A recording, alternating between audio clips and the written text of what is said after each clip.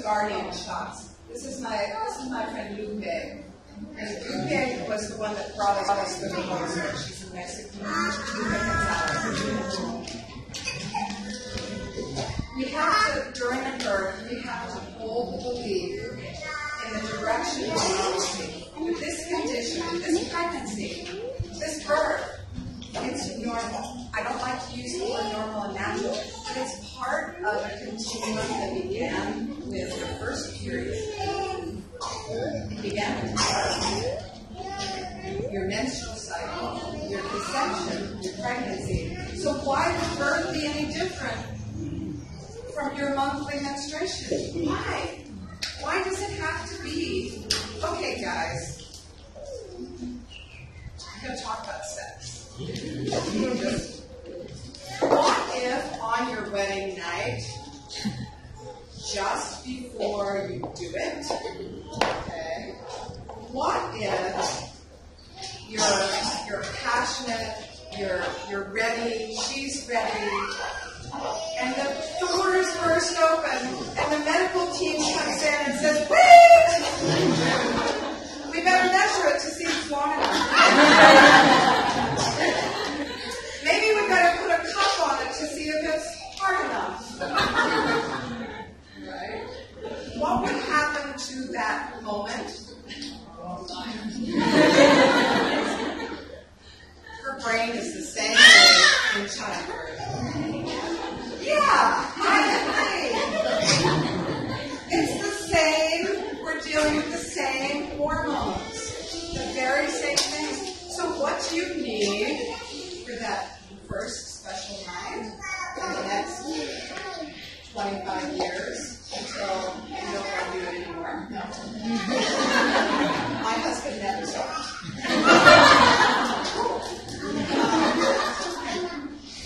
You need quiet, darkness, safety, and maybe a little champagne.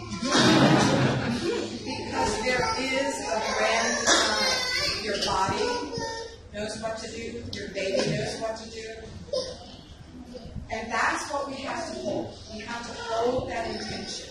Hold that belief. So we as guardians, when we walk in the door, if we're going, oh my God, what if she's going to have a hemorrhage? Oh my God, what if the baby's going to be stuck? Oh my God, I haven't read about that yet. I don't know what to do about that. Welcome to the hospital. Because the nurse coming in the door just saw a hemorrhage last week, and she thinks that every other mother is going to hemorrhage. The doctor has been trained that every single mother that walks in the door is a risk. Every baby is going to not breathe, and they have to control things. Well, what I posted on my Facebook yesterday was, I don't believe in risk management. I believe in the management, the risk of management. The risk of management is an illusion. You cannot manage something that has a grand design to it. And you cannot manage it if you're not willing to say, Allah is in charge. God designed this. He designed this moment. He designed your consciousness. He designed this baby. And when we turn it over to God, as guardians, we walk into the door, and I say, these are my hands. Make them yours. This is my mouth. Make it yours. These are my eyes. Make them yours. These are my feet. Make them yours. This is my spirit. Make it yours. Allah, I give this to you. Make everything that I do be a blessing that honors you. When we do that, there's no risk management. There's now no longer a risk. We have to suspend judgments and assumptions. Because you know what assumptions do? You see this word? Ask, you, me. Assumptions make an ass out of you and me. just because she's 35 in China, she has to have a cesarean section. Because the assumption is that she's too old to labor. I was on a television program in China a few weeks ago, and they asked me that question. And I said, is she too old to have sex? If the baby can go in, the baby can go out. Normally and naturally.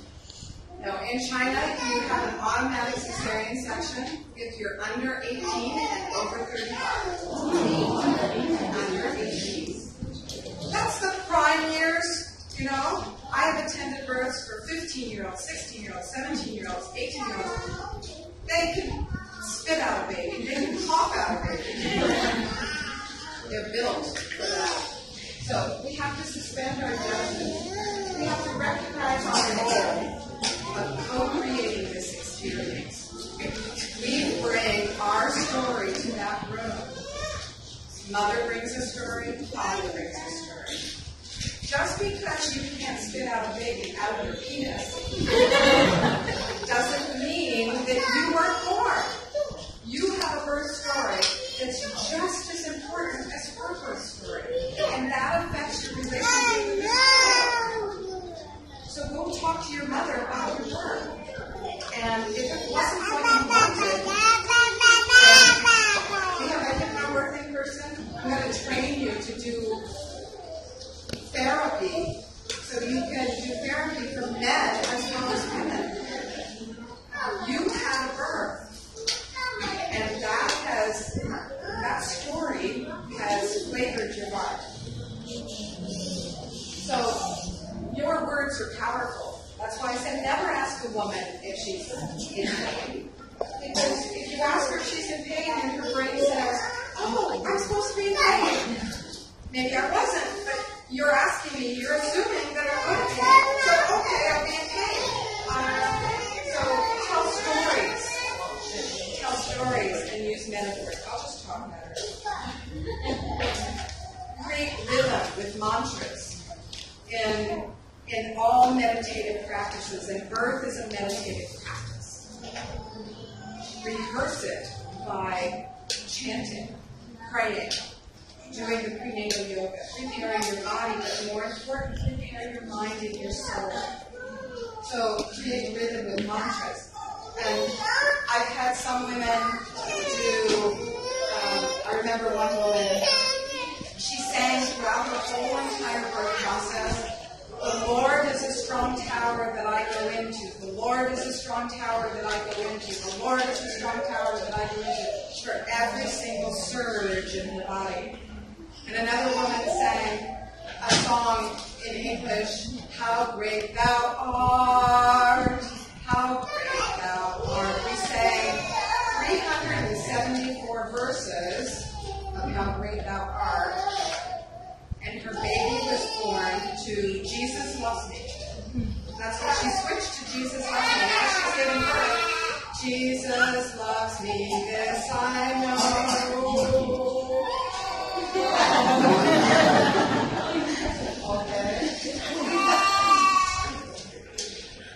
Her baby, she was 18 years old, and her baby was born with no arms, and feet were on backwards.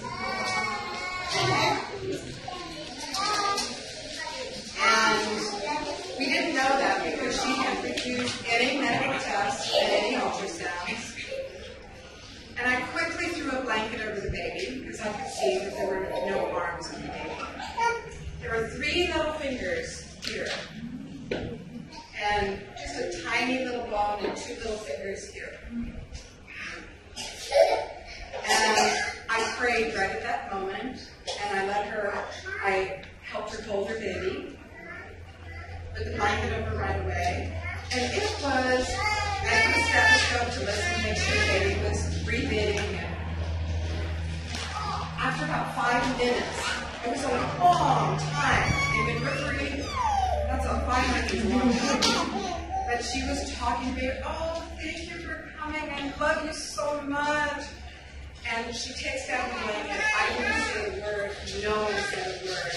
And she looked and she goes, "Honey, look, God sent us an angel. She has wings." She had a mantra that everything was perfect. And in her world, this baby was perfect. So even unexpected things, when you turn it over to God, it's perfect order. The universe does not make mistakes. She became the most wonderful mother, expressing herself in every way, and went on to have 5 more babies, all normally, naturally, all in water, every single one. She never faltered. She taught me more about faith, and her baby taught me more about faith than any experience the rest of my life. Because if she can have that confidence, then what about the mother that has a perfect baby? What about the mother that has, and to her, her baby wasn't perfect. Her baby was an angel.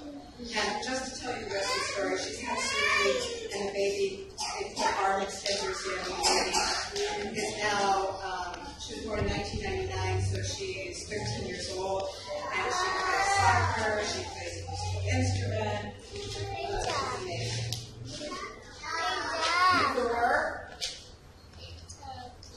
Before we leave this thought, during your pregnancy, husbands, find out, and guardians, what is this woman's safe place?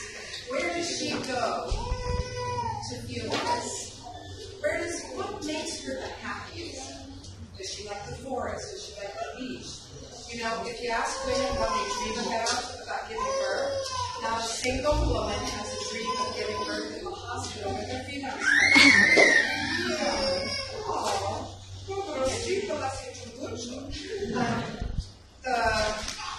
the mother will have the idea to give birth by the ocean or on the beach. I flying 2 weeks ago today, I was at birth in Hong Kong. And her symbols, her key phrase was the beach. And the beach with the waves. And when she got that little grimace on her face, I would just whisper it to her ear. And just bring your hair down. I would go, beach, beach, just beach. And immediately the smile came out of her face. She would go to her beach. In her mind, she would go there. And that was the easy place for her to give birth. So find that place. Because what your mind can conceive and believe, you can absolutely believe. So, unfortunately for us today, this is just the tip of the iceberg. Because there's a whole lot more. But I'm just so thrilled that we have each other. What we do in birth has an impact on mothers, fathers, babies, families, societies, and evolution. Changing evolution. You know, in Tehran, Iran, 100% cesarean section. Women aren't allowed to give birth vaginally. In some hospitals, you go to the doctor on your first prenatal visit, they decide your surgery date, and that's what you get. It took 3.5 years for a doctor friend of mine in Tehran to get enough women to be enrolled in a study to do 60 water births. 3.5 years to get 60 vaginal births. So that is changing the evolutionary process. We don't want that to happen in Malaysia. I don't want to see it go up. This is one of my clients. His name is Cosmo. What's the bottom line?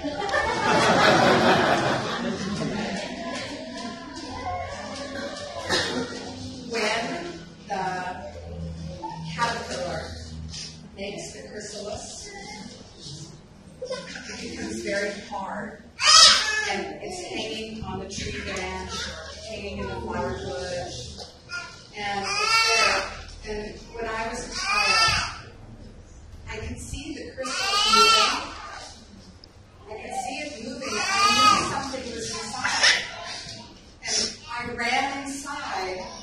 and got a knife.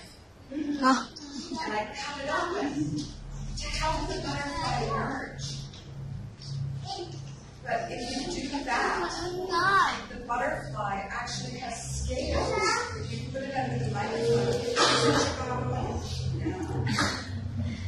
the butterfly has scales on its wings that if it doesn't fight its way out, if it doesn't do its process of going out and lubricating the wings, all the scales on its wings, it can't fly.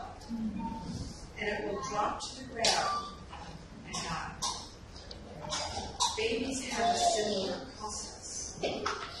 And we don't see the effect of that process until we grow up and we have hypertension, heart disease, diabetes, mental illness, addictions, because I'm here to tell you that all of those things begin in the womb and are exacerbated by the birth process and the first hour of the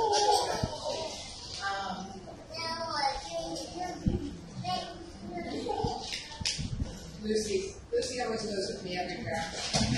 Lucy's not a day over 21.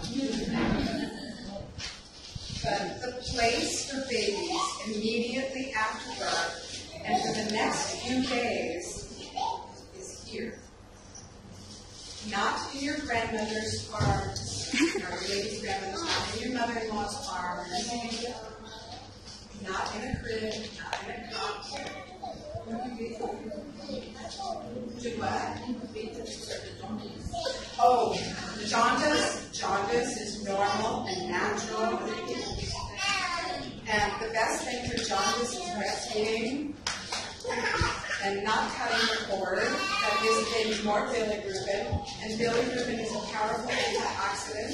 If you don't want to get cancer later on in life, don't be afraid of the bilirubin. Remember, risk management. It's the risk management that causes the problem. So just like the butterfly has an imperative biologically, so too does the baby. Each of us was programmed to be born. Each of us was programmed to miraculously fall to the breast and back to nipples. And when the baby attaches on its own, it's always normal. It's always correct.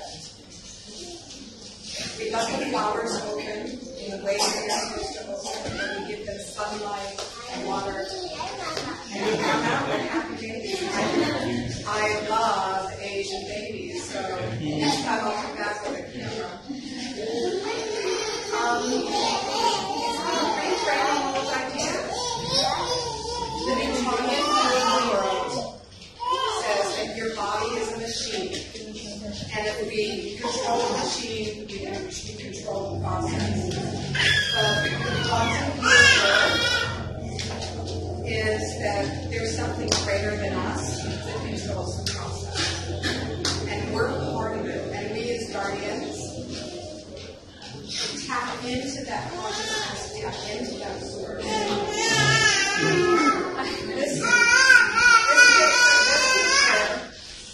This statue, I've seen it in the museum in Mexico City.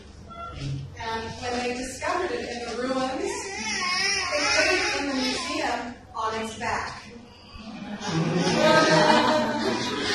And an anthropologist, a female anthropologist, came and said, "Excuse me, guys, it needs to go upright because it's a squat."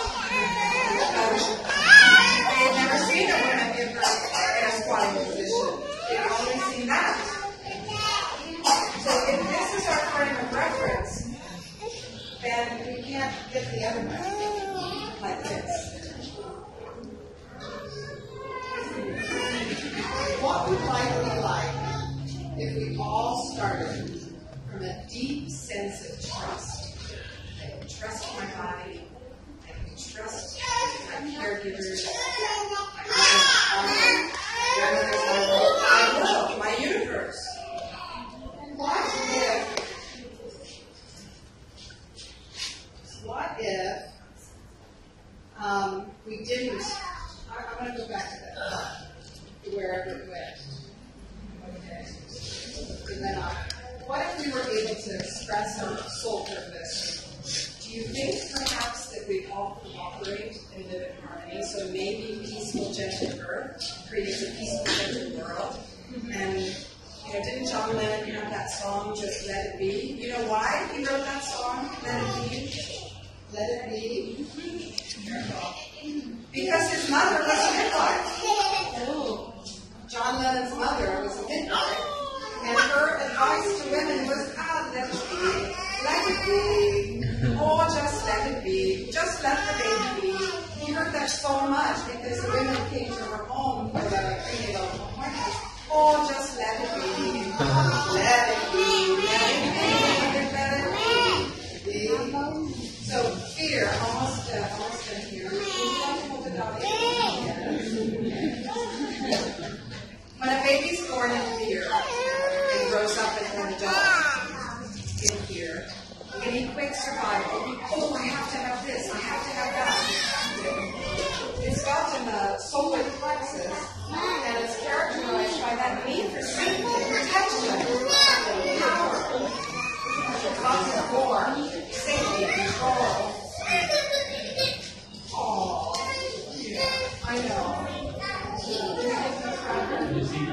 Self-absorption relies on outside sources.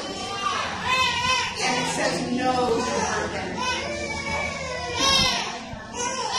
That's all of our doctors, all of our nurses are taught in a system that is fearful. Our world is fearful.